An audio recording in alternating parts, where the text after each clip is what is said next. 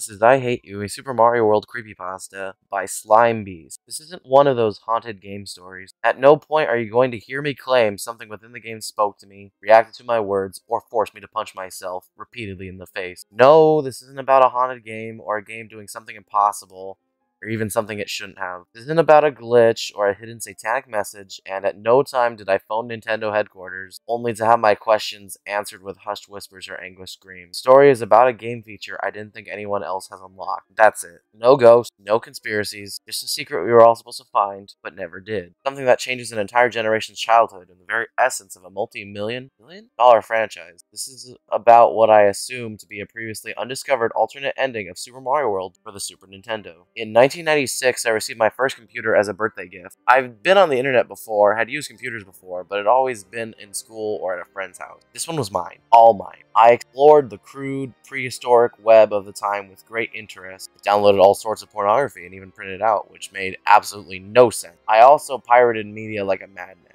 Music, games, anything. This is where I first discovered Mario World. I'd never had a Super Nintendo as a little kid, so it was all new to me. I downloaded tons of games along with the SNES emulator, but Mario World was my favorite. For over a decade, the same Super Mario World ROM was my time-wasting hobby. I played it over and over again, beating the game faster and faster until I began to lazily explore the worlds with no particular purpose. Game Genie codes helped immensely. I could turn off the timer and relive a particularly entertaining map for an hour as I waited for a download or any number of boring events. It was in this manner that I must have beaten and rebeaten the game thousands upon thousands of times. There was comfort in the obsessive-compulsive behavior of this routine, but all of that was shattered when I saw the Blind Boo. The Blind Boo, as I referred to it, was hovering over the exit from the haunted sunken ship level later on in the game. I call it blind because it actually had no visible eyes. It was like someone had made a lazy ROM hack, but I knew from years upon years of experience that this was a normal game. The Blind Boo just hung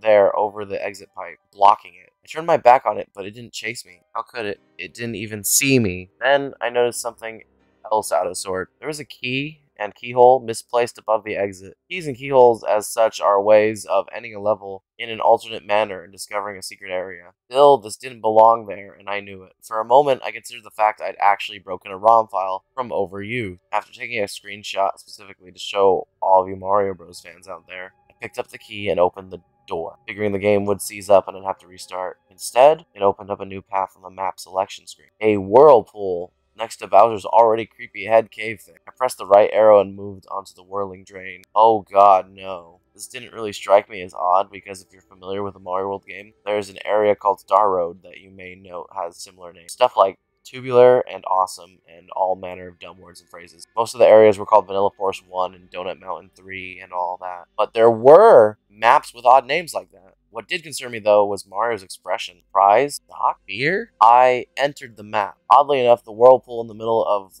the lake began with the standard castle entry animation. Mario walked up to a castle door, looked up, then went in. I could tell it was underwater, though, because of the bubbles that periodically emerged from the sprite's mouth and floated to the top of the screen. Inside the castle, it started to look more and more like I was in fact experiencing a glitch. There was no room to jump, no room to do anything but run left and right. I must have gone right for 10 to 20 minutes, just holding the B button and running along at full speed. After a while, I ran into one or two Blind Boos in the darkness above, then 3 or 4. Then the screen was full of them. They just kinda hung there, doing nothing. They wouldn't chase me if I turned my back, as with the previous Blind Boo. If I made any noise, like Mario's jump sound, they would just kind of shudder a bit, like they heard the sound of Mario's movements, but couldn't do anything about it. And something made me stop and turn the other way. Now I know, beyond a shadow of a doubt, that this map was designed specifically to screw with the player, not because the giant bleeding Bill was hemorrhaging profusely from its face, but because it was inescapable. There was literally no way to avoid being killed by it, as you can clearly see above.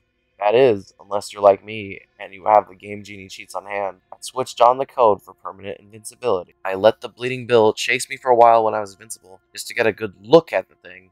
I stopped and killed it with my invulnerable touch, only when I saw a message that hadn't been there when I passed before. I hate you. That kind of creeped me out. But on the other hand, it was kind of interesting because it meant this was definitely a map that was supposed to exist. There was some sort of plot element here, something undiscovered. What did it mean? Who hated me? King Koopa seemed the obvious answer. or maybe just a ghost. When you're in a haunted castle that you found by way of a haunted ship, a bloody looking hate message isn't so unbelievable. I saw it again as I approached some giant boos. I was thankful that the blind boos ended at this point, because the more I watched them shudder, the uneasier I felt. Almost empathetic toward them, etc. The thankfulness ended when I turned my back on the giant boos, and this happened. Giant boos with faces I hadn't seen before. They always looked mad at being awakened, angry that you were invading their haunted houses across the Mario World island. This was different, and they looked gleeful, demented. I could see right down their throats, which seemed odd given the lack of detail their mouths usually display. And yes, of course, I'm going to address that message you saw in the picture. Why won't you die? I don't know why. Am I supposed to? Who's asking? I let the giant boos touch me, and they died like the bleeding bills of which I had encountered too. Despite any attempt to scare the player, I knew that being invincible meant invincible, no matter what they threw at me. After a while of running down this strange claustrophobic corridor with no more eventful happenings, I came to a room with an exit pipe. Taking the pipe downward, I came out the other end and dropped into a room filled with water. The water made sense, this being a sunken castle beneath a whirlpool and all. I was rewarded for my troubles with a question mark block that released a mushroom for me. I could have easily done this with a cheat code, but the thought had escaped me as I faced all these new and strange sight. First creatures I encountered in the underwater portion of the castle were thwomps. Unless you've been living under a rock since the mid-80s, you know thwomps are stone-like square creatures that hang from the ceiling and fall whenever you come near. They try to crush you, essentially. Well, these thwomps, lined up in a tight row, dropped repeatedly and randomly with no real trigger or sense of logic. They would just wait or drop whenever they seemed to feel like it. It also looked like these thwomps had been very successful thwomps. More cartoony blood. This was getting pretty unusual for the Mario Brothers franchise, which I hadn't recalled seeing blood in at all. Now, I'd seen it used 3 times. The bloody bills, the messages, and these perpetually smashing, grinding thwomps who were working their victim into pulp forever. In the hampering effects of the water, I walked slowly under these things, making sure every single one touched me and died. There were almost 30 of them in a row. The sight of them mindlessly crushing over and over again just made me hate them with an unsettling intensity. What's weird is that the blood caused Mario to slide as if he were on an ice level. After walking through that gauntlet of depravity, I swam into a more open area that was filled with spikes on the floor and ceiling. It was difficult to swim in this manner without touching the spikes, but since I was still invincible, I avoided them more for fun than out of any sense I'd be damaged. It stopped being fun really fast though. Now I knew some of what was going on. Bloody mess the thwomps were unendingly spattering. It was other Marios. Past Marios that had tried to traverse this level and failed. I had to admit, this was an excellent touch, even if it was a bit ghoulish. Whoever had designed the map actually broke the fourth wall and showed you the bloated, motionless abortions of the player's own careless treatment of Mario's tiny life. The bodies only floated straight up and down a tiny bit, as if to show the effects of a light current. It was genius, and I couldn't believe I might be the first and only person to ever see them. I toyed with the idea of taking more than the one screenshot I just presented to you. Basically, so all of you reading this can enjoy the secret map as much as I had, especially this weird little touch. But without swimming, without kicking or moving in any way, the dead Mario started to come at me like torpedoes. Their faces remained blank and blue and dead, but they moved with speed. They angled and positioned and worked all sorts of unique trajectories that left me almost nowhere to move. They continued coming at me and swarming and backing up to try again, and just couldn't bring myself to let them touch me. I moved with more speed and skill ever exerted, frantically trying to keep Mario free of the drowning victims that seemed dead set on rocketing straight into him. When I finally reached the purple exit pipe you see above, there had to be 10 of those things right behind, pitching, turning, and chasing. I entered the pipe as fast as I could, thankful that it worked properly and had Mario out of that situation in a heartbeat. The corridor that followed was empty, thankfully. Blue underwater hallway of sword, with nothing to avoid or kill. It was boring and predictable, like the game had been all these years, which brought back a sense of safety. At the end of the hallway, I came to the standard pair of doors you'd enter to face a final boss. Beside the doorway, a mushroom power-up. I didn't touch that shit. Going through the door was as you'd expect. The typical change of map views occurred, and Mario was standing on the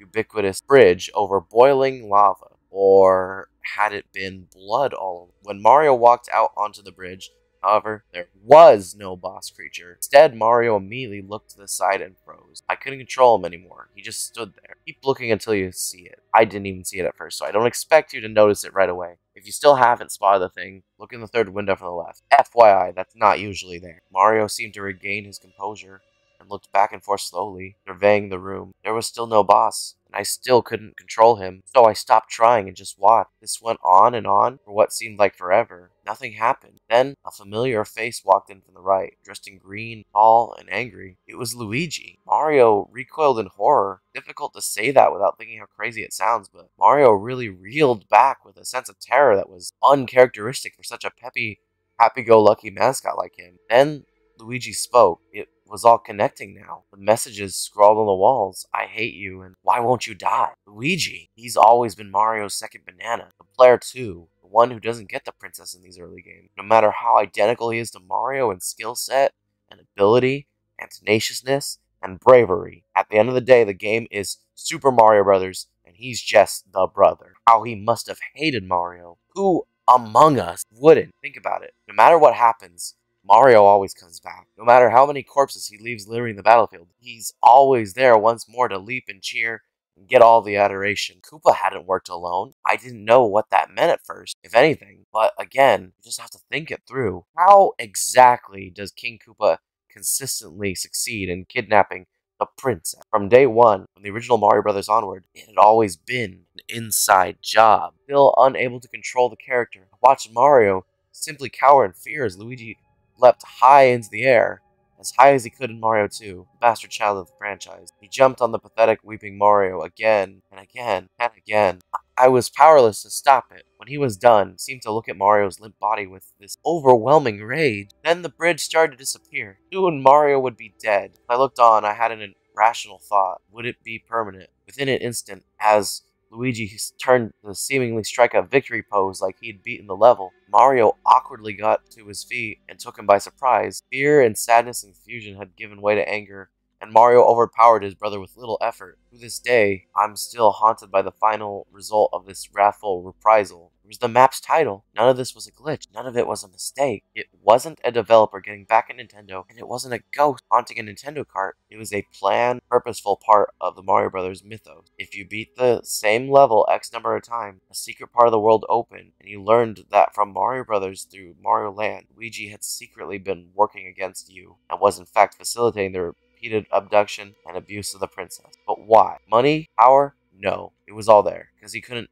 take not being the one in the spotlight, not being Mario himself. After Luigi died, well and truly died, Mario just sat on the edge of the bridge and wept. I was forced to watch this for minutes on end before the screen faded to black. Played the rest of the game through, see if anything changed. Nothing else odd happened. As one would expect, this whole ordeal was just supposed to be part of the actual full story. Couldn't access the Whirlpool again. Seen the events once, and that was all I was apparently allowed. It was back to the game as usual. The same exact game I'd played since the 90s, and would probably continue to play for the rest of my days. Well, it was the same, except for the final image.